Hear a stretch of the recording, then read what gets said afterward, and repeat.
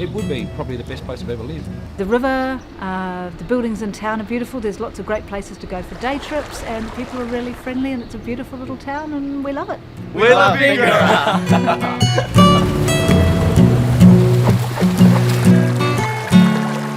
We were looking for some place that we could locate, where we didn't have problems with fire, where we didn't have problems with flood, but where we had water.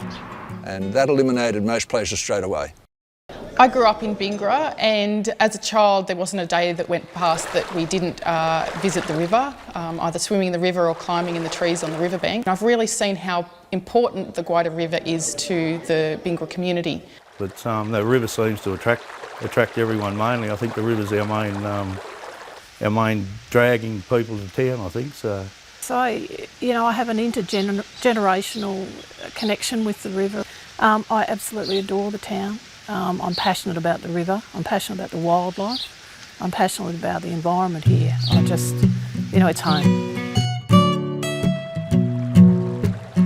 I guess one of the main issues is cold water pollution. It not only affects bird life and fish species, but also recreational activities. Even in the really hot summer months, it's really quite cold in the river, so that really deters a lot of people from fully utilising the river.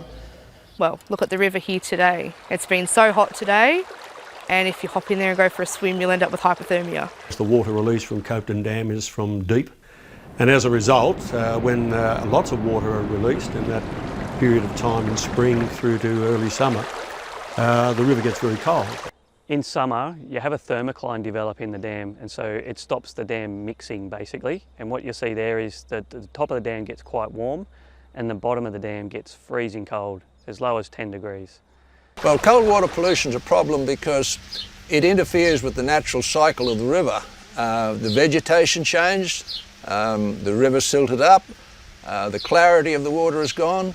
The temperature of the water is too cold. The so-called environmental flows are released at a time of the year when the Murray cod and yellow belly are spawning, and it's been absolutely critical for them, and they just can't cope with those facilities.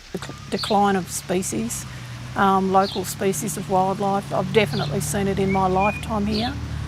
We used to have black swans that were prevalent. Those species are slowly disappearing.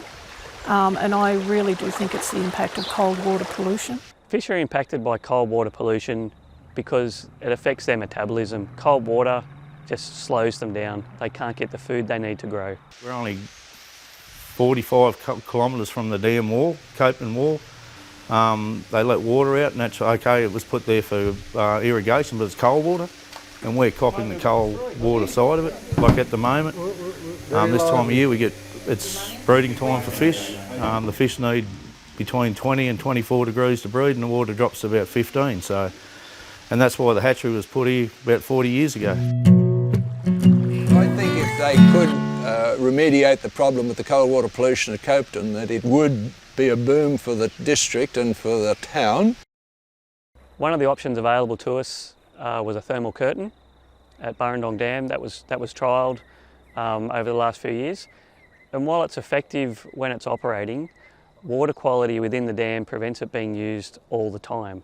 So what we're seeing there is if blue-green algae started to become a problem in the dam, the thermal curtain needed to be dropped down to allow the water quality to improve rather than maintain the temperature.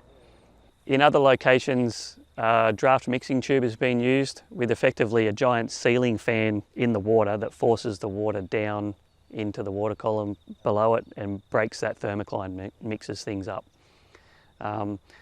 They're all useful solutions, but they don't always work. One of the things that has been used to great effect overseas is the use of bubble plumes. So in those scenarios, we're seeing large air compressors being set up and forcing air to the bottom of the dam, which is released through an air tube. Those bubbles rise up back through the water column, bringing water with it, and create a current, breaking the thermocline and mixing the water throughout the whole water column. What you see there is a great improvement, not only in the temperature profile of the water downstream, but you also see an improvement in water quality within the dam. You don't get as many, if any at all, algal blooms, and therefore you see an improvement in water quality in the dam, and the downstream water quality goes up as well. So it's just a matter of implementing these. There's a cost associated with any of this sort of infrastructure, but with the right attitude, I believe it can be addressed. The sooner we can address the cold water pollution, the better it will be for the town. I'd just like to see something happen up the dam. Yeah, do what they have to do up there to fix the river. Like it's fish aren't breeding, carp are thriving. Yeah, everything's just sort of backwards at the moment. It'd be good if that thing up the top got fixed, that problem, then other problems probably would get fixed a lot easier, I think. We'd like to see the cold water pollution problem solved, and the eradication of European carp would be fantastic. It'll get the river back to its natural state, you know, and then if the fish don't breed in it, well, that's their own fault. I once seen this old fella here catch a cod, and the photo weighed 20 pounds. So Bingara, lovely place, and there's people there love their river, they love their fish. Part of the reason that we're talking about this and we're talking about cold water pollution is it has a huge impact on fish.